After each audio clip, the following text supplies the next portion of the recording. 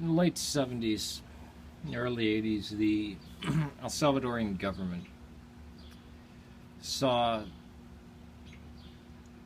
every single human being in their country, especially those who are Roman Catholic, as an enemy. Pregnant women, children, foreign aid workers, tourists, anybody. The Civil War was considered to begin with this man. This is Archbishop Romero, who said, "Those of us who have a voice need to speak for those who don't."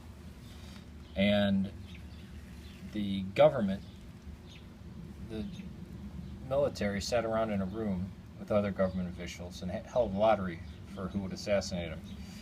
He was assassinated during Mass. This is him shot. There was also 3 nuns and 1 Catholic laywoman from the United States who were just helping the poor people of El Salvador. Government officials who were trained in Fort Benning, Georgia, at the School of the Americas. 5 out of 6 of the men were trained in the School of the Americas in psychological warfare by the United States Army, and those men raped, tortured, and murdered 3 elderly women, and 1 woman, I believe, was in her 30s or 40s. She was the Catholic laywoman, but the Catholic nuns, the 3 of them, were in their 70s and 80s. And this is what happened to El Salvador.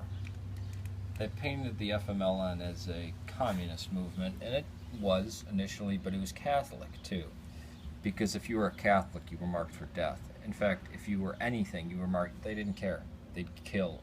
And anybody they saw, they'd kill. They used a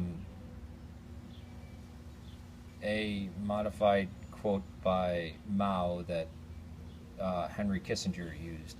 Mao Zedong said, to be an effective communist, you must swim among all the fish of the sea. So Henry Kissinger came up with the idea of drying the ocean or draining the sea.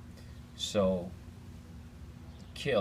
if you kill every single person in the country, then there can be no communists. And from 1980 to 1992, this is what happened. A peaceful nothing of a country, not a violent country at all, and now we have Mero Salvatrucha and 18th Street. This is what the School of the Americas did.